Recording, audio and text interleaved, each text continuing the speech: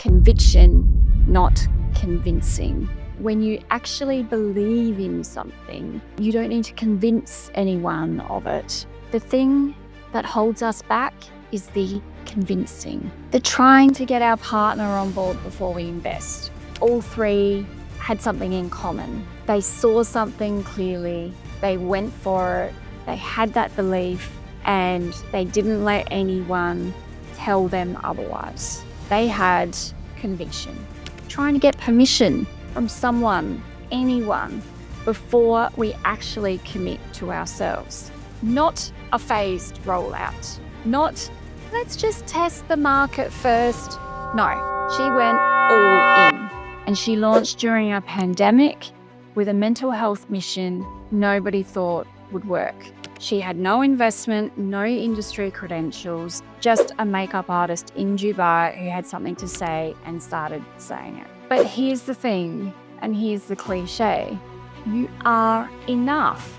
You and your conviction alone is enough. So stop convincing and start committing. Where we are real, raw, and authenticity is our middle name. Welcome to the Dressing Down CEO. I am Emily Chardiello, and today we're going to talk about something that stopped me in my tracks. Literally, I was doing weights as I usually do, and I heard a line from a very famous person, Gary Vee, and I stopped my weights mid-set. And that was because he said something that really resonated with me, something that I have been trying to put into a catchy line, but he did it brilliantly. And that is that he said, conviction, not convincing. So we have to believe in what we're selling. And I always say it's like that whole selling without selling. So that's what he was actually talking about. And he was saying how when you actually believe in something, you don't need to convince anyone of it. And the conviction actually does the work. So it made me think about the whole influencer situation, right? You know what I'm talking about. So there's someone who is repping a brand and you can tell immediately that they don't actually believe in it. Maybe it's because of the whole context. They had been with a brand like a week before and saying how much they love that brand. And then all of a sudden, a week later, they're repping another brand. And, they're saying all the right things. They're doing all the right things. But you just feel like it's off and the authenticity just isn't there, because what they're doing is they're trying to convince you. They don't have that inner, I don't know what you would call it, but they don't have that essence to them that is showing that they really absolutely love this product or this service. They don't have that conviction. So that's what this episode is about, because this isn't just an influencer problem. I see it everywhere in business. How we talk about our services, how we price ourselves, how new brands start, but they lack conviction. So we are in a world filled with incredibly talented people, especially in the hairdressing and beauty industry. We have hairdressers, salon owners, product founders, and generally some of the most driven and creative people. I mean, it's not talent that is holding them back, and it's certainly not the ideas, and it's not the opportunity. The thing that holds us back is the convincing, the trying to get our partner on board before we invest, the trying to get clients to see our value before we put our prices up, trying to get permission from someone, anyone, before we actually commit to ourselves. So today I want to pull apart why that matters and why that happens, where it comes from, what it looks like when you stop. And I'm going to use the framework from Gary Vee, one that translates directly into what we do. And then I'm going to look at three women that you all know: Rihanna, Selena Gomez, and Huda Kattan.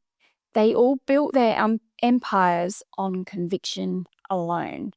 It was different scales, different contexts, but the same energy in their conviction. Hey everyone, it's Sharon Blaine. Hair the Movement's back, and this year we're bringing all the action on Monday, the 29th of June at Hair Festival at the ICC in Sydney. It's one day, one stage, 6 powerhouse sessions with global masters and Australian and New Zealand's top artists. They'll be delivering the highest technical education you can get anywhere in the world. So don't miss out. And grab your tickets now at hairthemovement.com. You certainly need to be there. So what does Gary Vee actually mean by conviction versus convincing? Because I don't think it's as simple as just be confident. Conviction is, as I said, it's an essence. It's internal. You see something, you commit to it, you execute and let the results speak. You don't need anyone to agree with you before you move. And convincing is external. You see something, but before you move, you need others to agree. You need proof. You need someone else to validate it before you'll fully commit. He has this other line, Gary Vee. He has this other line that I love, and that is, I'd rather die on my own sword than someone else's. He holds conviction until the market actually tells him otherwise. Then he adjusts.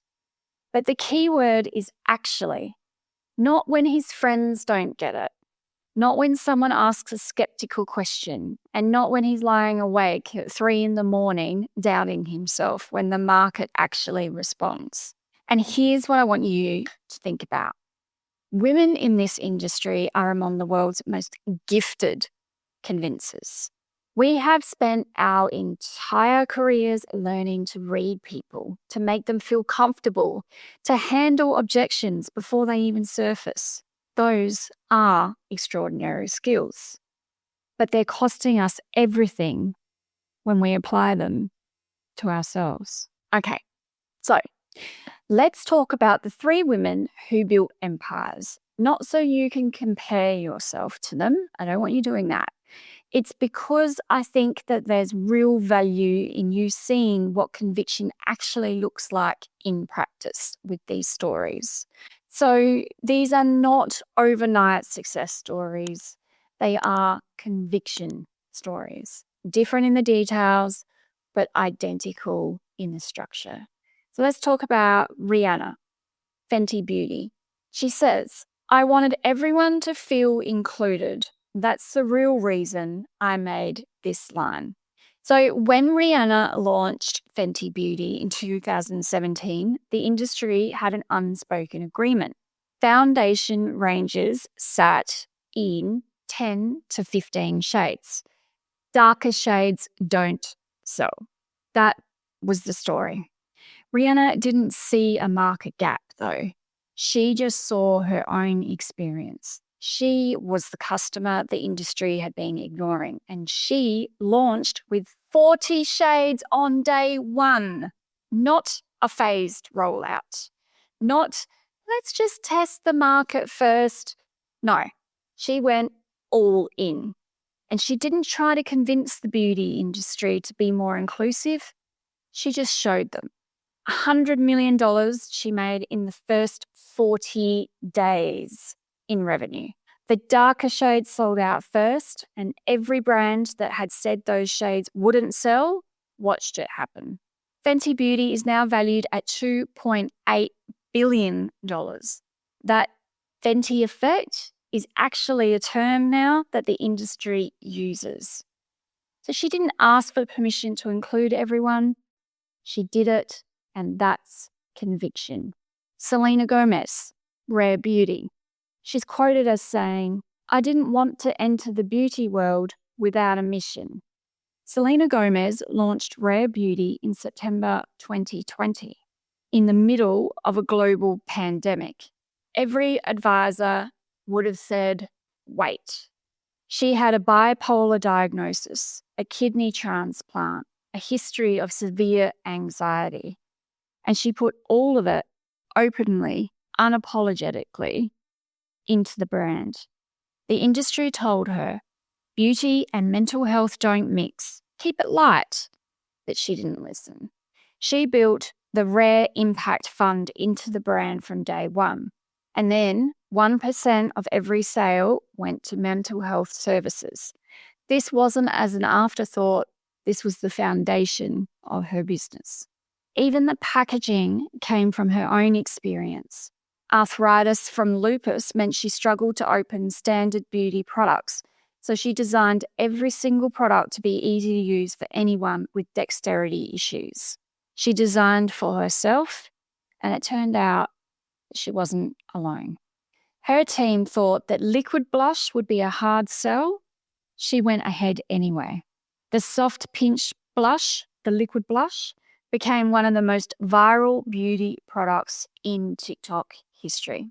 $400 million in annual revenue by 2024, and now a brand valued at $2 billion. She is one of the youngest self-made female billionaires in the US, and she launched during a pandemic with a mental health mission nobody thought would work. That's conviction. Okay, so we all know Huda Kattan, Huda Beauty. She said, I didn't make any money for the first 4 years, but I never stopped. Huda Kattan started as a WordPress blog in 2010. She had no investment, no industry credentials, just a makeup artist in Dubai who had something to say and started saying it. She had a finance degree and her family expected a stable career from it. Needless to say, they didn't really support her.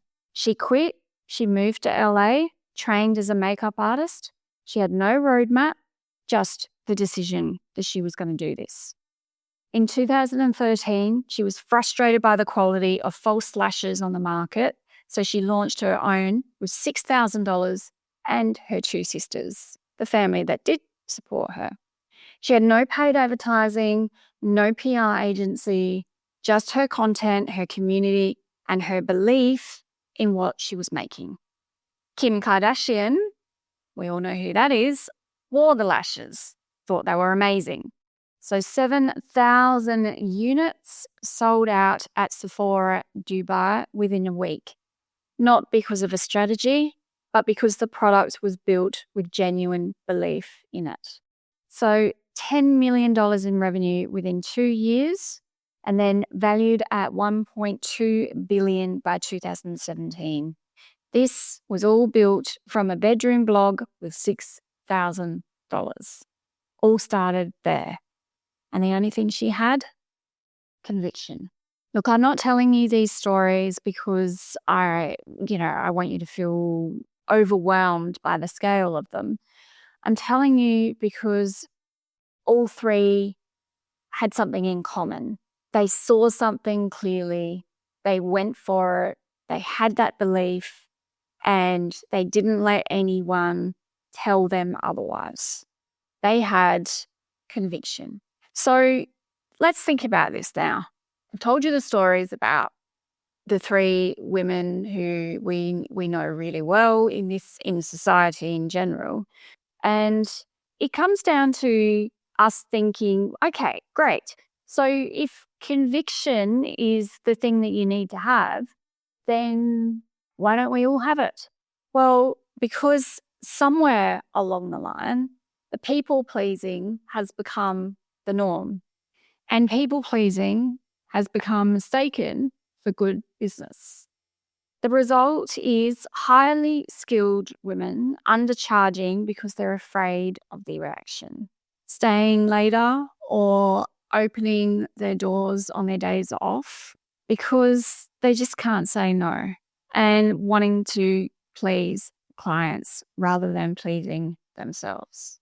It's also people waiting to be noticed rather than putting their hands up, or dancing in front of a camera, not because they love it and for the sheer joy of it, but because they'll think it'll get them likes and approval. Social media has added a whole nother layer. Everyone seems to be performing. You see it and you do it too. And sometimes you do it without even realizing. You're not even conscious of it. And suddenly you're measuring your worth in engagement instead of the actual work. You might think that's contradictory because here I am sitting here filming myself to be put on social media. But I do this because I truly 100% absolutely love what I'm doing. I love it because I know that I'm helping people. I don't do it because I feel that people are going to like, and all of a sudden overnight, I'm going to be the most watched and most listened to podcast. The thing is, right, is that we also have what's called the permission trap. So you wait for others to validate you before you'll commit to yourself. You feel like you don't have enough years of experience or not enough followers or not enough awards. But here's the thing, and here's the cliche. You are enough. You and your conviction alone is enough. You're not a failure if you try, only if you give up. Even Selena Gomez said, I grew up being a people pleaser. She's one of the most famous women alive, and she still fought this. All is not lost if you are a people pleaser. You can change. You got to drop the fear, because the fear underneath all of this is if you commit to yourself before others agree, then maybe you think that other people are going to think you're too up yourself or you're too big for your boots, and you'll be wrong in public and everyone will see it and it'll be really embarrassing. But you know what? Those people are not your people. There are so many people in the world, and with social media, it's even easier to find them. If you have to perform to get someone's approval, then they're not your people. If you have to try and fit into their mold, again, you are not their people. You don't need them. There's plenty of people who already support you, already accept you, already love you. And one of them is you. When you have true conviction in what you're doing and who you are, you love you for you. So here's something I want to actually do with all of this. I call it the energy audit. It starts with one question. Where are you spending energy convincing right now? In your business, in your personal life? Where are you doing that? Is it a price that you keep defending in your own head before anyone has even challenged it? Is it a new service that you keep explaining to people who didn't ask? Is it a staff situation where you've had the conversation 16 times in your head, but when you actually have it, you don't say what you want to because you don't want to hurt their feelings? Or this one, telling yourself, when I will. That energy is not neutral. It has a direct opportunity cost. While you're focused on people who are out, there are people who are already in, and you're keeping them waiting. So Gary Vee talks about finding the 18 people who already get it and investing everything there. For us, that's the clients who booked immediately and never left. The stockists who said yes on the first conversation, and the collaborators who come to you. Rare Beauty didn't try to convince the industry that mental health belonged in cosmetics. She just built for the people who already felt it, and those people ran with it, loved it. So compounding only happens when you're already aligned, not where you're working to convert. So this is an important distinction. I'm not saying ignore feedback and bulldoze through everything. That's not conviction. That's just stubbornness with better branding. Gary Vee is clear on the conviction and the fact that humility live together. They're not opposites. Conviction means that you move before you have proof, without waiting for that permission. And humility means when the market actually speaks, real data, you listen, and you adjust with that same decisiveness. The mistake most of us make is it's the wrong way around. We doubt ourselves before the market has even weighed in. We base it on nothing except fear or a lack of support from people around us.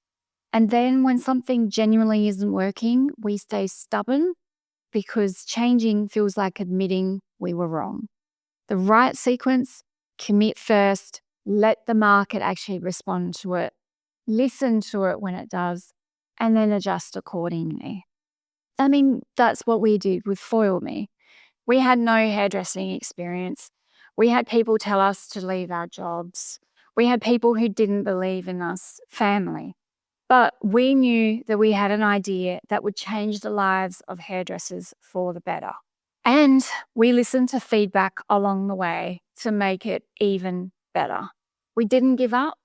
And now, well, they believe in us now. So if you put this in a salon situation, raise your prices and quote the new rate without apology. Then read the actual responses from your clients, not the imagined ones. Launch a new service and give it everything you've got. And after 6 months, if it's generally not connecting, then pivot without shame, without apologizing. Also, let a client go and don't spend 3 weeks spiraling about it and then groveling to have them back. The data will tell you if you got it wrong. All right, so let me bring it back to where we started. Rihanna, Selena, Huda, none of them are hairdressers. I get it. None of them have ever stood behind a chair for 8 hours, but they all did exactly what you can do. They saw something, they committed to something, and they committed right then and there. And then they let the market respond. They didn't try to convince the people who weren't ready. They built for the people who were. So conviction is definitely uncomfortable, okay? Especially the first few times. The first time you quote a price without apologizing for it, or the first time you let a client go without chasing them back. The first time you launch something before you feel completely ready. It feels wrong for a minute, and then slowly it doesn't. Because what's on the other side is capacity, real capacity, for the clients who get you immediately, for the people who are your tribe, who are the people who are supposed to be in your life and surrounding you and supporting you, for the work you actually want to be doing, and for the ideas that have been sitting in your notes app.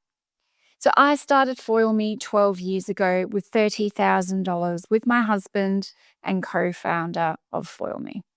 I had no industry backing, no permission, no roadmap. We just made a decision, committed, and we built. And I'm not saying that because I think we're special. I'm saying it because we're not. We are normal people who just had one thing: conviction. We didn't wait for the nod. We committed before we had proof. So stop convincing and start committing. So I hope that this has been helpful for you in some way. And I'm going to finish by asking you, where in your business or in your personal life are you spending convincing energy right now? And what would you change if it stopped? So if you could drop it in the comments, or you can slide on into my DMs and let me know on Instagram, I would really appreciate that.